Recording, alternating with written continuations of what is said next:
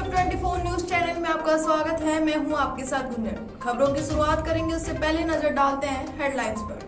विधायकों के रह गए हाथ खाली, टर्की में छाए भारत के डॉक्टर्स, स्टार्टअप को जोड़कर रोजगार देने का लक्ष्य।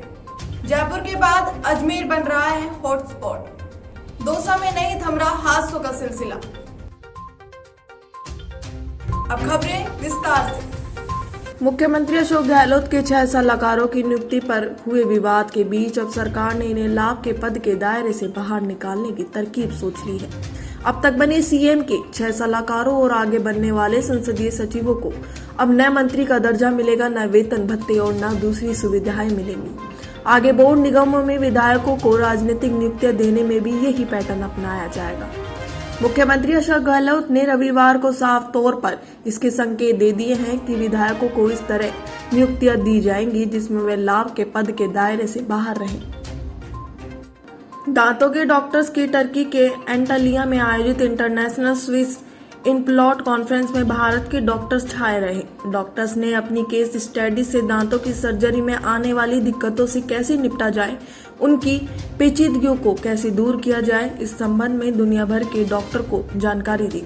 डॉक्टर रिम्मी शेखावत ने टर्की से लौटकर बताया कि कॉन्फ्रेंस में दुनिया भर के डॉक्टर्स ने दांतों के ऑपरेशन के दौरान की केस स्टडी साझा की। इनके जरिए बताया गया कि किस तरह से ऑपरेशन में कैसी कैसी चुनौतियों का सामना करना पड़ता है। उन्हीं चुनौतियों के बीच भारत के डॉक्टर्स की कई केस स्टडी ऐसी थी जिनके जरिए दुनिया के डॉक्टर्स को काफी कुछ सीखने को मिला। प्रदेश की सरकार स्वरोजगार को बढ़ावा देने के लिए जल्द नई स्टार्टअप पॉलिसी लाने जा रही है। यह इनोवेशन एंड स्टार्टअप पॉलिसी 19 दिसंबर से लागू करने की योजना है। इसके तहत 10,000 स्टार्टअप को जोड़कर 1 लाख नए रोजगार देने का लक्ष्य रखा गया है। ये पॉलिसी वन स्टेप प्लेटफॉर्म पर काम करेगी। इसके तहत पानी, कृषि, आर्टिफिशियल इंटेलिजेंस जैसी नई टेक्नोलॉजी, हेल्थ केयर और रूरल एंटरप्रेन्योरशिप के क्षेत्र में 5 सेंटर ऑफ एक्सीलेंस स्थापित किए जाएंगे। इसके लिए 75 करोड़ तक का फंड बनाया जाएगा। हर जिले में सेल से लेकर I start next incubation centre स्थापित होंगे। ये स्टार्टअप 50 लोगों को भी रोजगार देते हैं तो सरकार 5 लाख रुपए तक की मदद देगी। कोरोना संक्रमण एक बार फिर बढ़ रहा है। बीते 24 घंटे में राजस्थान में कोरोना के 17 नए मामले सामने आए हैं, जिसमें सबसे ज्यादा मरीज जयपुर में 8 सामने आए। अजमेर में 4, अलवर, जैसलमेर, नागौर, पाली और उदयपुर में एक संक्रमित मरीज मिला है। इसी के साथ प्रदेश में एक्टिव केस की संख्या बढ़कर 199 पर पहुंच गई है। जयपुर कोरोना का नया हॉटस्पॉट जिला बन गया है। जयपुर के साथ पिछले कुछ दिनों से अजमेर में भी केस बढ़ने लगे हैं। अजमेर में आज एक्टिव केस की संख्या बढ़कर 30 हो गई है, जो जयपुर के बाद पूरे प्रदेश में दूसरे नंबर पर है। जयपुर में एक्टिव केस की संख्या 104 पर पहुंच गई है। जिले से गुजर रहे दिल्ली मुंबई एक्सप्रेसवे की निर्माणाधीन साइड पर रविवार शाम को बाइक की आमने सामने भिड़ंत में एक युवक की मौत हो गई।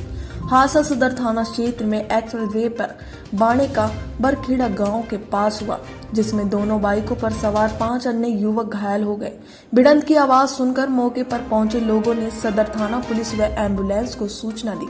इसके बाद सभी घायलों को जिला अस्पताल ले जाया गया। हरमाणा थाना पुलिस ने माचड़ा गांव बालाजी विहार में सास बहू को बंधक बनाकर लूट की वारदात को अंजाम देने वाले गिरोह के फरार बदमाश को रविवार शाम गिरफ्तार किया।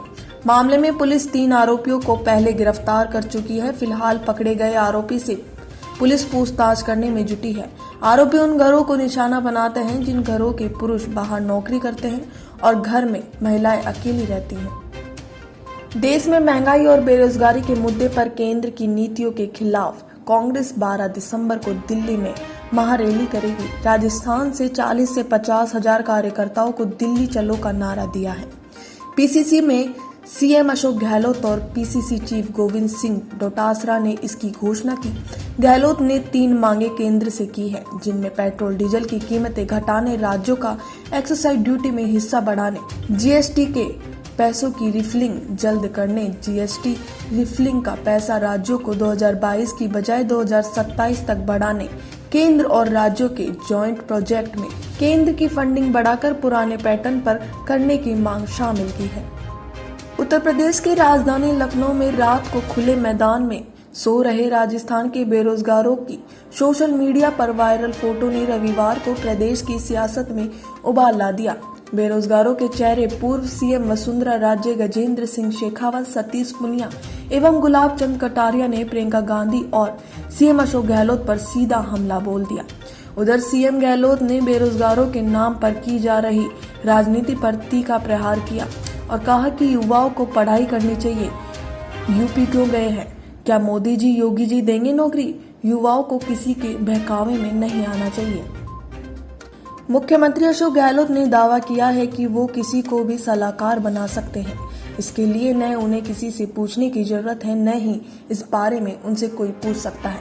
गहलोत ने कहा, संसदीय सचिव भी पहले से बनते आए हैं, लेकिन सुप्रीम कोर्ट के आदेश के बाद उन्हें राज्य मंत्री का स्टार्टअप नहीं मिलता। गहलोत कहा कि हमने मंत्री का दर्जा देने का आदेश ही नहीं निकाला है। खबर तो तब बनती जब हम उन्हें मंत्री का दर्जा दे देते। पहली बार लिंग अनुपात बढ़ते हुए प्रति 1000 पुरुषों पर महिलाओं की संख्या 1009 पहुंच चुकी है।